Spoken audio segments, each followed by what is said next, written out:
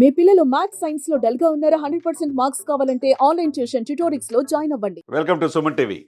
ప్రభాకర్ రావు లీలలు రోజుకు ఒక్కొక్కటి వెలుగులోకి వస్తున్నాయి. ఎందుకంటే మొన్నటిదాకా అమెరికాలో ఉన్నారు, నేను రాను అన్నారు. ఇక మొత్తానికి ఇక్కడికి వచ్చారు. సిట్ దర్యాప్తులో రోజు సహకరిస్తున్నారు. నిన్న మూడోసారి కూడా ఆయన పిలిపించడం జరిగింది. రోజుకొకటి న్యూస్ వెలుగులోకి వస్తుంది. ఎందుకంటే ఇది ఉభయ తెలుగు రాష్ట్రాల హద్దులు దాటి వెళ్ళిపోయింది. ఒక పార్టీ అని చెప్పి మనం అనుకున్నాం. తెలంగాణ పార్టీకి ఆనాటి కేసీఆర్ గారి ఆదేశాల మేరకు ఈ యొక్క ఫోన్ ట్యాపింగ్ జరిగిందని అనుకున్నారు. ఆ ఫోన్ ట్యాపింగ్ ఎలా జరిగిందంటే ప్రతిపక్ష నాయకులు, అది కాంగ్రెస్ కావచ్చు, బీజేపీ కావచ్చు, లేకపోతే టీడీపీ నాయకులు కావచ్చు, చివరికి షర్మిల గారిని కూడా వదలలేదంటే ఈ ఫోన్ ట్యాపింగ్ ఏ విధంగా ఉందో మనం అర్థం చేసుకోవచ్చు. చివరికి ఇప్పుడున్న ముఖ్యమంత్రి గారు రేవంత్ రెడ్డి గారి శ్రీమతి ఫోన్ కూడా ట్యాపింగ్ చేశారంటే తన ఇంటి కోతవేటు దూరంలోనే దానికి సంబంధించిన మిషన్ పెట్టారంటే దీన్ని బట్టి మనం ఏ విధంగా ఒకళ్ళ రహస్యాలు, ఒక అంతర్గత విషయాలు, చివరికి భార్యాభర్తల మధ్య జరిగే సంభాషణలు కూడా రికార్డ్ చేయటం ఒక ఎత్తు అయితే, ఇక సినిమా హీరోయిన్ల సంగతి వాళ్ళే ఈ ఫోన్ ట్యాపింగ్ చేశారు. తర్వాత ఐఏఎస్, ఐపీఎస్ అధికారుల సంగతి అది టైప్ చేశారు. చివరికి అధికార పార్టీ ఎమ్మెల్యేలు మధ్య ఏం సంభాషణ జరుగుతుందో కూడా ట్యాపింగ్ చేశారంటే దీన్ని ఏ విధంగా దుర్వినియోగమైందో మనం అర్థం చేసుకోవచ్చు. ఈ ప్రభాకర్ రావు ఎవరు? ప్రభాకర్ రావుకి ఎవరు ప్రోత్సహించారు అని చెప్పి ఒక రకంగా సిట్ చూస్తూ ఉంటే ఈరోజు రేపు ఆయన అరెస్ట్ చేసే అవకాశాలు స్పష్టంగా ఉన్నాయి అంటున్నారు. కాబట్టి ఇవన్నీ ఒక ఎత్తు అయితే ఈ ఫోన్ ట్యాపింగ్ చివరికి పవన్ కళ్యాణ్ దగ్గర చేరింది. అసలు ఈ ఫోన్ ట్యాపింగ్ తెలంగాణకు పరిమితమైంది అనుకుంటే ఇప్పుడు ఆంధ్రప్రదేశ్ కూడా విస్తరించింది. ఎందుకంటే అక్కడ జగన్మోహన్ రెడ్డి గారు మా మిత్రుడని ఒకవైపు కేసీఆర్ చెప్పారు, కేటీఆర్ చెప్పారు. ఇక్కడ మేము అధికారంలో వస్తాం, అక్కడ మళ్ళీ జగన్ వస్తారని చెప్పి వాళ్ళు ఇరువురు ఎలక్షన్ ముందు బాహాటంగానే చెప్పారు. అక్కడ ఆంధ్రప్రదేశ్ ఎలక్షన్కి కేసీఆర్ గారు డబ్బులు పంపించారని చెప్పి ఆరోపణలు ఉన్నాయి. అదేవిధంగా కేసీఆర్కి అక్కడ జగన్మోహన్ రెడ్డి గారు సహకరించారనేది అందరికీ తెలిసిన అంశమే. ఎందుకంటే ఎప్పుడు వాళ్ళు 5 సంవత్సరాలు పరిపాలించిన జగన్మోహన్ రెడ్డి గారు ఎప్పుడు ఒకరికొకరు ప్రశంసించుకున్నారు తప్పితే ఆ రాష్ట్రానికి కావాల్సినవి మాకు రాలేదని చెప్పి ఏ రోజు కూడా జగన్మోహన్ రెడ్డి గారు అడగలేదు. అదే సమయంలో పవన్ కళ్యాణ్ గారు ఫోన్ టాపింగ్ అనేది ఇప్పుడు సర్వత్రా ఆసక్తి రేపుతుంది. పవన్ కళ్యాణ్ గారు ఏం చేశారు? రాజకీయాలు, సినిమాల నుంచి వచ్చాడు. ఆయన సొంత డబ్బు ఖర్చు పెట్టుకుంటాడు. సమాజ సేవ చేయడానికి వచ్చాడు. ఇప్పుడు ఆయన ఎక్కడ గెలవలేరు అన్నారు.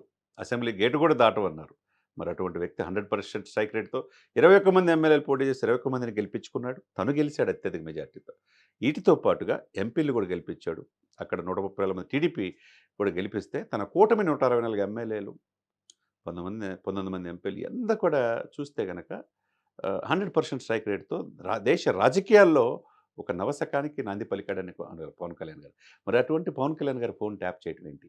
అంటే ఎప్పటి నుంచి ట్యాప్ చేశారనేది ఒక రహస్యాలకు డెప్త్లోకి వెళ్తే, ఎప్పుడైతే చంద్రబాబు నాయుడు గారు జైల్లో ఉన్నారో, ఇక మాకు ఎదురే లేదు, చంద్రబాబు నాయుడు ఇక జైలు నుంచి బయటికి రాడు, మళ్ళా 10 సంవత్సరాలు మేమే రాజకీయం చేస్తామని చెప్పి జగన్మోహన్ రెడ్డి గారు, తన మంత్రులు, తన అనుంగు శిష్యులు అనుకున్నారు.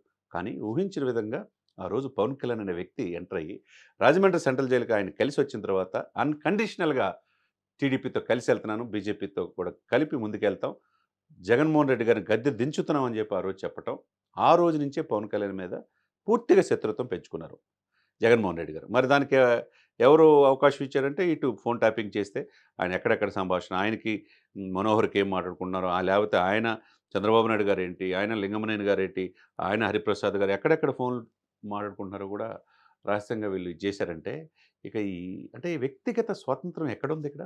ఆర్టికల్ 14 ఎక్కడుంది? ఆర్టికల్ 21 ఎక్కడుంది? ఆర్టికల్ 17 ఎక్కడుంది? Right to freedom of expression everywhere in India అని ప్రజాస్వామ్యం చెప్తుంది, భారత రాజ్యాంగం చెప్తుంది. కానీ ఒకళ్ళ యొక్క రహస్యాలను ఒకళ్ళు తీసుకోవటం ఇంత దారుణమైన పరిస్థితి దేశంలో ఎక్కడ చూడల. బట్ ఈ ఫోన్ ట్యాపింగ్ మీద పూర్తిగా విచారణ చేయాలా. ఎందుకంటే తెలంగాణలో సీబీఐ ఎంటర్ కాకుండా కొంత మనం గతంలో ఏం చేసామో మనం చూసే ఉన్నాం. అదే సమయంలో ఆంధ్రప్రదేశ్లో ఇప్పుడు సీబీఐ ఎంటర్ అవుద్దా? సెంట్రల్ బ్యూరో ఆఫ్ ఇన్వెస్టిగేషన్కి కేసు ఇస్తారా చంద్రబాబు నాయుడు గారు, పవన్ కళ్యాణ్ గారు? ఆ దిశగా ఆదేశాలు జారీ చేస్తారనేది సర్వత్రా ఉత్కంఠంగా ఎదురు చూస్తున్నారు. ఏదేమైనా కానీ ఈ ఫోన్ ట్యాపింగ్లో దీని తెర వెనక పాత్రదారులు ఎవరున్నా శిక్ష పడాల్సిందే. ఎందుకంటే బీజేపీ నాయకులు కూడా సిటీకి కంప్లైంట్ చేస్తున్నారు స్పెషల్ ఇన్వెస్టిగేషన్ టీంకి. ఒకవైపు సిబిఐ విచారణ కోరుతున్నారు. ఆంధ్రప్రదేశ్ కూడా కనుక ఇప్పుడు ఎంటర్ అయితే పవన్ కళ్యాణ్ గారి ఫోను, చంద్రబాబు నాయుడు గారి ఫోను, లోకేష్ బాబు గారు ఫోను కూడా ట్యాపింగ్ అంటున్నారు. ఇవన్నీ కూడా ఎంత నేరం అంటే ఒక వ్యక్తిగత స్వేచ్ఛని మీరు హరించేయటమే.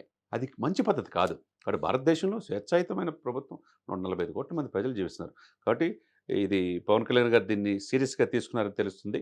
మరి దీని వెనక ఎవరు కుట్ర పన్నారనేది ఈరోజు కాకపోయినా రేపైనా తేలాల్సిందే.